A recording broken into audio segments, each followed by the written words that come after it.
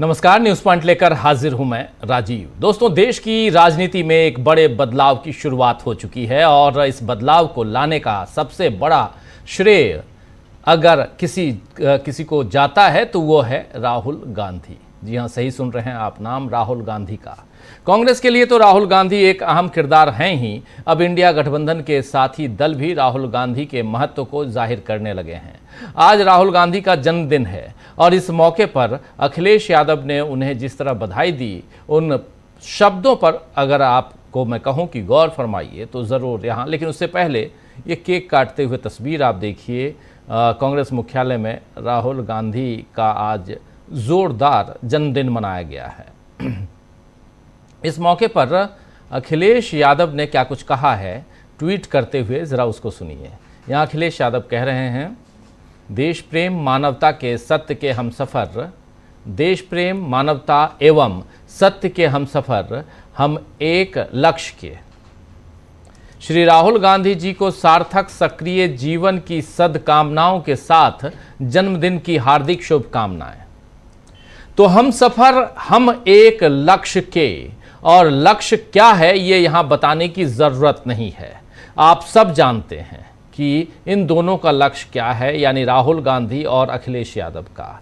इधर तमिलनाडु के पूर्व सीएम, जी हाँ, पूर्व मुख्यमंत्री तमिलनाडु के एमके स्टालिन ने भी राहुल गांधी को बधाई संदेश दिया है और उस बधाई संदेश के बाद राहुल गांधी ने भी लिखा है कि आपको बहुत धन्यवाद, और साथ में उन्होंने कहा है कि द आइडिया ऑफ इंडिया जो है उसके लिए और इस देश में तब तक हम और आप साथ साथ लड़ेंगे जब तक कि जीत न जाएं। इस देश के संविधान के लिए, आइडिया ऑफ इंडिया के लिए तब तक लड़ेंगे जब तक हम जीत न जाएं, राहुल गांधी ने लिखा है। राहुल गांधी को बधाई संदेश तमिलनाडु के वर्तमान मुख्यमंत्री विजय ने तो दिया ही है, उनको बधाई दी है, लेकिन स्टालिन जो है, स्टालिन तमिलनाडु में कांग्रेस के गठबंधन से बाहर निकलने के बाद भी राहुल गांधी के लिए सदाशयता दिखा रहे हैं। राहुल गांधी को बधाई स्टालिन की बहन और पूर्व मंत्री कनिमोझी ने भी दिया है। राहुल गांधी ने तो इंडिया गठबंधन की बैठक में खुलकर कहा था, आपको याद होगा, कि जब द आइडिया ऑफ इंडिया की बात आएगी तो डीएमके भी हमारे साथ होगी। तो आज 56 बरस के हो चुके राहुल गांधी को कांग्रेस के साथ साथ तमाम साथी दलों के नेता जो हैं उन्होंने बधाई दी है और दे भी रहे हैं। और कौन राहुल गांधी पूछने वाले, जी हाँ, राहुल गांधी कौन, ये पूछने वाले पीएम नरेंद्र मोदी ने भी बधाई दी है राहुल गांधी को। अच्छी बात है, राजनीति में इतना शिष्टाचार तो दिखाना ही चाहिए। और वैसे भी अब बीजेपी की राजनीति भी मोदी केंद्रित से ज्यादा राहुल केंद्रित हो चुकी है। बीजेपी के पदाधिकारी, ट्रोल आर्मी, छुटभइये नेता, सबकी नजरें राहुल गांधी पर हैं कि वो अब क्या कर रहे हैं, क्या नहीं कर रहे हैं। दरअसल इनके मन में डर बैठ चुका है, क्योंकि राहुल गांधी ने प्रतिरोध की राजनीति का नया मंत्र दे दिया है। जी हां, रेजिस्टेंस पॉलिटिक्स, रेजिस्टेंस की पॉलिटिक्स, प्रतिरोध की राजनीति। और अब तक डरो मत के संदेश ने कांग्रेस में नया जोश भरा था और हमने देखा था कि एआई समिट से लेकर अभी पेपर लीक तक किस तरह कांग्रेस के युवा साथी सड़कों पर उतर गए थे, सत्ता से भिड़ गए थे। आपने देखा उनका भिड़ना भी देखा था आपने। हिम्मत दिखाने वाले पुराने कांग्रेसी भी अब इसमें साथ आ रहे हैं और जो डर गए हैं वो बीजेपी में जा चुके हैं। उनके नाम आप जानते हैं। यही हाल अब बाकी क्षेत्रीय दलों का हो चुका है। टीएमसी टूटी तो सारे लोग नहीं टूटे, न डरे। शिवसेना टूटी तो सारे लोग नहीं टूटे और नहीं डरे, बल्कि वो खुलकर बीजेपी, चुनाव आयोग, सुप्रीम कोर्ट सब पर सवाल उठा रहे हैं। अब समाजवादी पार्टी में भी यही हो रहा है। यूपी में, उत्तर प्रदेश में खूब चर्चा है कि समाजवादी पार्टी के लोग भी पाला बदलने को तैयार हैं। अभी 2-3 दिनों से आप देख रहे होंगे मीडिया पे किसी ने ज्यादा जोश दिखाते हुए कुछ सांसदों के नाम तक बता दिए, किसी चैनल ने। लेकिन अब इन सांसदों ने बाकायदा रिपोर्ट दर्ज कराई है कि उनके नाम पर भ्रम फैलाया जा रहा है। तो न डरने और साथ में प्रतिरोध दिखाने का सिलसिला अब शुरू हो चुका है। और ध्यान रखिए, अब ये सब आत्मबल से होता है। ये इस आत्मबल को न किसी उद्योगपति का पैसा तोड़ सकता है और न किसी जांच एजेंसी का डर। प्रतिरोध की ये सकारात्मक राजनीति अब मोदी की नकारात्मकता और तोड़फोड़ वाली राजनीति पर भारी पड़ रही है। इसीलिए कोटा से छात्रों की गूंज उठाकर राहुल गांधी आए और राहुल गांधी ने जो कल लिखा था वो एक बार फिर आपके सामने रखना चाहता हूं। सबसे पहले राहुल गांधी ने लिखा क्या था ये जरा आपके सामने रखता हूं। राहुल गांधी ने लिखा, कोटा आप कमाल थे। यकीन मानिए कल हमने मिलकर इतिहास की शुरुआत की। हजारों छात्र मैदान में थे, लाखों लोगों ने ऑनलाइन देखा और देश को पहली बार खुलकर पता चला कि शिक्षा के नाम पर कितनी बड़ी वसूली चल रही है। लेकिन ये तो सिर्फ शुरुआत है। कोटा में जो लौ जली है उसे अब पूरे देश में बदलाव की मशाल बनाना है और इस सफर में आपकी जगह तय है। अपने सुझाव भेजिए, पिटीशन पर अभी साइन कीजिए। ये यहाँ राहुल गांधी, इसके साथ राहुल गांधी ने वीडियो जारी किया। आइए जरा उस वीडियो को देखिए। कल कोटा में हमारे प्रोग्राम का बहुत बेहतरीन रिस्पांस आया। इसके लिए सबसे पहले हिंदुस्तान के सारे स्टूडेंट्स को मैं धन्यवाद करना चाहता हूं। Millions of you, the future of India, students of India, watched our presentation in Kota. A critic of the education system you are facing, the walls you are facing. What are the biggest issues? Number one, the education system is not designed around you. It is not designed around your imagination. Number two, it does not enable to do what you want to do in life. It buckets you into becoming an engineer, into becoming a doctor, into becoming a lawyer. An education system should free your imagination. It should be centered around you. And the third, most important and most disheartening fact, the cost of our education system. 22 lakh families spend as much money to get their children through NEET as the government of India gives for its entire education budget. 5 exams cost these families the same amount of money from the families whose children take them as the budget of 5 massive ministries in the Indian government. ये शर्म की बात है. This is a shame. This is something that all of us should change. This is not a political issue. This is a national issue. हम चाहते हैं कि आप सब अपने इमेजिनेशन के बारे में हमें बताइए. इस वेबसाइट पे जाइए, your education, your future, your fight. अपने विचार, अपने इमेजिनेशन के बारे में और आप हिंदुस्तान के एजुकेशन सिस्टम से क्या चाहते हैं वो यहां बताइए. Thank you. तो जिस इतिहास की शुरुआत की बात राहुल कर रहे हैं उसमें युवाओं का कमाल मान भी रहे हैं और अब जल्द ही प्रयागराज, फिर पटना और दिल्ली में ये कमाल देखने को मिलेगा. और इस बीच बहुत कुछ इधर घटनाक्रम बहुत तेजी से तोड़फोड़, हम कह भी रहे, तोड़फोड़ की सियासत का पर्दाफाश होना चाहिए और उसका पर्दाफाश हो भी रहा है और आप हमारे चैनल के जरिए देख भी रहे हैं. 2 तस्वीरें आपके सामने रखना चाहूंगा. पहली तस्वीर अभी शुरुआत में हमने कही, समाजवादी पार्टी की बात हो रही है उत्तर प्रदेश में कि समाजवादी पार्टी जो है वो टूट रही है. उसके 25-26 लोग जो हैं उसके सांसद हमारे संपर्क में हैं, यानी बीजेपी के संपर्क में हैं, ये कहा जा रहा है. लेकिन आज समाजवादी पार्टी और जिन लोगों के नाम हैं उसमें से एक नाम आनंद सिंह भदौरिया का भी है. आनंद भदौरिया आज सीधे पहुंचे थाने और उन्होंने उस मीडिया चैनल के खिलाफ ही रपट लिखवा दी, FIR दर्ज करवा दी, जिसने आनंद भदौरिया सहित कई लोगों के नाम लिखे थे और उस पर रिपोर्टिंग की थी. ये इसलिए क्योंकि ये सब मनगढ़ंत कहानियां जो चल रही हैं और ये दिखाने के लिए कि हम किसी बीजेपी के नेता, चाहे वो नरेंद्र मोदी हो या अमित शाह हो, इनके साथ नहीं जाएंगे और न ही हमारी कोई बातचीत हो रही है. ये जो अभी तस्वीर आप देख रहे हैं, ये तस्वीर FIR दर्ज कराते समय जो चिट्ठी लिखी गई है उस चिट्ठी को पढ़कर सुनाते हुए और प्रूफ देते हुए. इसके बाद बाहर निकलकर क्या कुछ कहा है समाजवादी पार्टी के सांसद आनंद भदौरिया ने, जरा सुन लेते हैं. सुनिए. आदरणीय उत्कर्ष वर्मा सांसद खीरी और मैं आनंद भदौरिया सांसद धौरारा, हमारी पार्टी के जिलाध्यक्ष जी रामपाल यादव जी, सभी सीनियर साथीगण जो जनपद मुख्यालय पर मौजूद थे, कल से इलेक्ट्रॉनिक मीडिया में और सोशल मीडिया पर कुछ खबरें हमारी पार्टी और हमारे सांसदों के बारे में चलाई जा रही हैं, प्रकाशित की जा रही हैं। ये एक ग्लोबल भारत टीवी जीवी TV network media network private limited Ghaziabad UP 201019 इन्होंने अपने आधिकारिक फेसबुक पर पोस्ट की और उसमें 26-27 सांसदों के नाम लिए और हम लोगों का भी उसमें जिक्र किया, फोटो सहित फोटो लगा करके। तो इससे ये कृत्य जानबूझ करके उन्होंने किया, जिससे हम सभी के मानहानि भी हुई है और मानसिक पीड़ा भी पहुंची। हमारी पार्टी के कार्यकर्ताओं को भी दुख पहुंचा है। इसलिए कार्यकर्ताओं के निर्देश पर, अनुरोध पर हम सभी लोग आज यहाँ नगर कोतवाली लखीमपुर में आए हैं और हम सब लोगों ने, क्योंकि ये जो कार्य है वो भारतीय न्याय संहिता और सूचना प्रौद्योगिकी अधिनियम का उल्लंघन भी है और उसी की धाराओं में हम लोग प्रथम सूचना रिपोर्ट दर्ज कराने आए हैं। अपने प्रार्थना पत्र यहाँ के प्रभारी निरीक्षक को दे दिया है और उन्होंने मुकदमा दर्ज करने की बात कही है, करके कार्रवाई करने की बात कही। मैं इस मौके पर एक और बात कहना चाहता हूँ।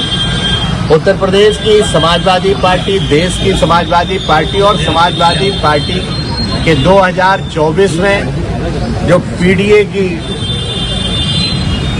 के लोगों ने और पीडीए के मर्म ने जो 37 सांसद जिता करके भेजे हैं, वो चट्टान की तरह एकजुट होकर के खड़े हैं अपने नेता पीडीए के जननायक समाजवादी पार्टी के राष्ट्रीय अध्यक्ष जी माननीय अखिलेश यादव जी के पीछे। और हम सब लोगों ने संकल्प लिया है, जब सांसदों की बैठक हुई थी तो यही वहां से नारा निकला था कि ये 37 सांसद उत्तर प्रदेश में बहुमत के साथ समाजवादी पार्टी की सरकार बनाने का काम करेंगे और हम सभी साथी दिन रात समाजवादी पार्टी की सरकार कैसे बने उसके लिए क्षेत्र में काम कर रहे हैं। उत्तर प्रदेश के कुछ छुटभैया नेता जो बिच्छू का मंत्र नहीं जानते और सांप के बिल में हाथ डाल रहे हैं, वो समाजवादी पार्टी के सांसदों के बारे में अनर्गल टिप्पणी कर रहे हैं। हम उनसे कहेंगे वो अपनी पार्टी और अपने बारे में चिंता करें, क्योंकि भारतीय जनता पार्टी ने जिस तरह करोड़ों जनभावनाओं के साथ खेल करके प्रभु श्री राम जी के नाम पर ठग करके अयोध्या में जो विशाल मंदिर बना उसका जो चंदा चोरी किया, हमारे नेता ने जब उस बात को उठा दिया तो बीजेपी की कलई खुल गई और वो इस तरह अनर्गल प्रलाप कराने लगी। पहले हमारे परिवार की बेटी के ऊपर सवाल उठाया और आज इस तरीके से सवाल उठा रहे हैं। ये साफ निर्देशित करता है, साफ दर्शाता है कि भारतीय जनता पार्टी 2027 में बुरी तरह पराजित होने जा रही है और पीडीए की ताकत से घबरा गई है। हम सभी लोग एकजुट होकर के अपने नेता और उत्तर प्रदेश की जनता के साथ मिल करके भारतीय जनता पार्टी की तो सुन रहे थे आप। यहाँ आनंद भदौड़िया सांसद हैं समाजवादी पार्टी से। इन्होंने एफआईआर दर्ज करने का अनुरोध किया है और एप्लीकेशन दिया सीतापुर में थाने में जाकर। ये तस्वीर आप देख रहे थे और इसके अलावा तस्वीरें दूसरी भी हैं। ये सब आपके सामने इसलिए रखना ज़रूरी है। ये तस्वीर देखिए, ये तस्वीर आज रोज़गार मेले की तस्वीर है। राहुल गांधी के जन्मदिन पर कांग्रेस पार्टी ने आज दिल्ली के तालकटोरा स्टेडियम में रोज़गार मेले का उद्घाटन किया था और आप आश्चर्यचकित रहेंगे कि इस मेले में 40,000 से ज़्यादा युवा आए। 40,000 से ज़्यादा युवा, ये भीड़ देखिए। रोज़गार पाने के लिए इस मेले में 40,000 से ज़्यादा युवा यहाँ एकत्रित हुए। ये तस्वीरें बहुत कुछ बयां करती हैं। इस पे भी हम आएंगे और चर्चा करेंगे कि क्या देश के युवा राहुल गांधी के साथ मिलकर नया इतिहास गढ़ने के लिए तैयार हैं। दूसरी बात यहाँ महत्वपूर्ण, ये जो तोड़ फोड़ की सियासत है उसका पर्दाफाश कैसे हो रहा है। और तीसरी बात महत्वपूर्ण कि क्या देश की सियासत में बड़े बदलाव की शुरुआत हो चुकी है। ये 3 महत्वपूर्ण बातें जिसको लेकर आपके सामने आऊं, लेकिन उससे पहले आज एक इस तोड़-फोड़ की राजनीति में एक तस्वीर अभी आप देख रहे थे, जो तस्वीर थी आनंद भदौरिया समाजवादी पार्टी के सांसद की, जो बयान दे रहे थे वो उससे पहले उन्होंने अपना जो विरोध है वो दर्ज करते हुए और एफआईआर की मांग की पुलिस थाने में जाकर, वो पढ़ते हुए तस्वीर आपने देखी। दूसरी तस्वीर है ममता बनर्जी की पार्टी टीएमसी के जो जनरल सेक्रेटरी हैं और सांसद अभिषेक बनर्जी की। ये तस्वीर देखिए, ओम बिरला के सामने 5 लोग बैठे हुए हैं और इसमें महुआ मोइत्रा सबसे पहले आपको दिखाई दे रही हैं और डेरेक ओब्रायन दिखाई दे रहे हैं और कल्याण बनर्जी दिखाई दे रहे हैं, अभिषेक बनर्जी महुआ मोइत्रा के बगल में दिखाई दे रहे हैं और ये आज मुलाकात करने गए थे। मुलाकात के बाद अभिषेक बनर्जी ने मीडिया को क्या कुछ बताया है ये ज़रा सुन लेते हैं। चर्चा आगे बहुत कुछ है। आज राहुल गांधी का जन्मदिन है, अभी ताल कटोरा आप देख रहे थे, 40,000 से ज़्यादा युवा, बेरोजगार युवा रोजगार की चाहत में आए थे, रोजगार मेला लगाया गया था। वो जो काम प्रधानमंत्री नरेंद्र मोदी को, उनकी पार्टी को, उनकी सरकार को करना चाहिए, वो काम विपक्ष कर रहा है और अच्छी बात है कि कर रहा है, लेकिन आखिर इसकी नौबत क्यों आई? इसलिए क्योंकि 2 करोड़ रोजगार का वादा करके आए थे, लेकिन पूरा नहीं किया नरेंद्र मोदी ने। इसलिए दूसरी तरफ ये जो तस्वीर है, ये तस्वीर तोड़फोड़ वाली, और इसके बाद क्या कुछ होने जा रहा है वहां पश्चिम बंगाल की सियासत में। सुनिए जरा यहाँ अभिषेक बनर्जी को। लोगों ने देखा है तृणमूल कांग्रेस के 20 एमपीज आज से 3-4 दिन पहले स्पीकर साहब से मुलाकात किया है और उन्होंने अपने आप का एक सेपरेट ग्रुप फॉर्म करने का क्लेम किया है। 20 एमपीज का जो मैं मीडिया में देखा हूं या न्यूज पब्लिकेशंस में पढ़ा हूं, उसके हिसाब से 20 लोग जाके मिलके उनके पास ये दावा रखा है कि हमको अलग ग्रुप के हिसाब से ट्रीट किया जाएगा। फिर मिलने के 2-3 घंटा बाद हमें कहीं से पता चलता है कि उनमें से कई लोग 2-4 एमपीज ये क्लेम किया है कि वो एक अलग पॉलिटिकल पार्टी ज्वाइन किया है, जिस पॉलिटिकल पार्टी का नाम है national citizens party of India, जिसके बारे में किसी को पता नहीं था। ना आप कभी सुने हैं, ना वो खुद कभी सुना है, ना मैं कभी सुना। हम में जितने लोग आज यहाँ पे मौजूद हैं, किसी को उस पार्टी के बारे में कुछ पता ही नहीं है और उन्होंने ये क्लेम किया कि हम उस पार्टी के साथ मर्ज हो गए। 4-5 सांसद, मैं जितना उनका बात सुना हूं, उसके हिसाब से हम संविधान के 10th शेड्यूल में जो प्रावधान है, मैं उसी प्रावधान के हिसाब से आज अध्यक्ष जी से मिलने आया था और वहां पे साफ साफ लिखा हुआ है जो डिस्क्वालिफिकेशन या ग्राउंड ऑफ डिफेक्शन है कि आप अगर यहाँ पे 10th शेड्यूल में 2A में आप अगर देखेंगे साफ लिखा हुआ है कि मैं वॉलंटरीली अगर पार्टी का मेंबरशिप छोड़ता हूं तो that is one of the grounds for my disqualification from the house. अगर आप किसी और पॉलिटिकल पार्टी में शामिल हुए हो, इसका मतलब आप तृणमूल का मेंबरशिप छोड़े हो। भाई एक साथ तो आप नौकरी करता है पत्रकार का, एक साथ 2 हाउस पे तो नौकरी नहीं कर सकते, कहीं एक जगह करना पड़ेगा। तो अगर मान लीजिए आप एक सिंबल में चुन के आए हैं और फिर 2 साल बाद अचानक आप दावा कर रहे हैं कि मैं इस पॉलिटिकल पार्टी ज्वाइन कर रहा हूं, तो उसी वक्त आपका लोकसभा का सदस्यता पद चला जाना चाहिए। ये पहला ग्राउंड है। दूसरा जो उनका क्लेम है कि हम तो मर्ज किए हैं, 2/3 है, उसके जो प्रावधान है 10th शेड्यूल, यहाँ पे 4th नंबर जो पॉइंट है, disqualification on ground of defection not to apply in case of merger. यहाँ पे साफ लिखा हुआ है मर्जर तभी माना जाएगा जब 2/3 of the political party merges into another political party, not just the legislative party.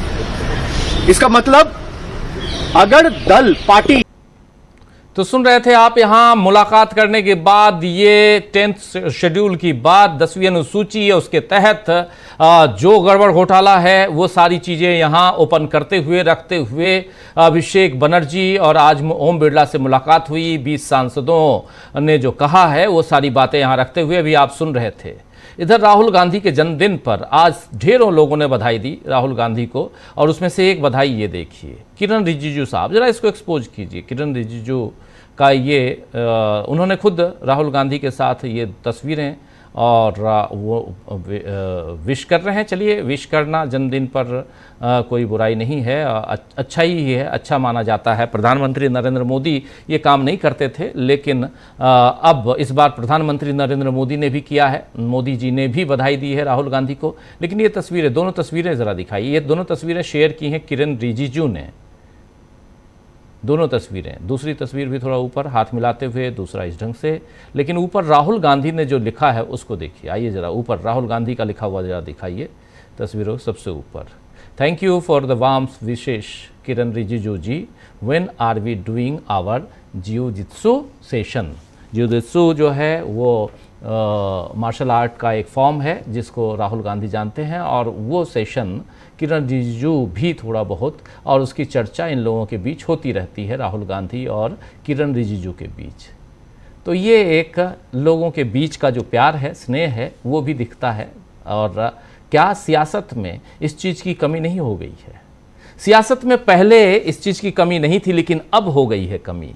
आप किसी भी दल से हों, आप पक्ष में हैं, विपक्ष में हैं, ये मायने नहीं रखता था, लेकिन अब दुश्मनों जैसा व्यवहार हो गया है। ऐसा क्यों, ये आपको अच्छी तरह से पता है। नरेंद्र मोदी सत्ता पर काबिज हैं, लेकिन एक खबर और भी है, ये खबर भी बताते चलूं और फिर हमारे तमाम साथियों, पहले हमारे तमाम साथियों को आप ले आइए स्क्रीन पे।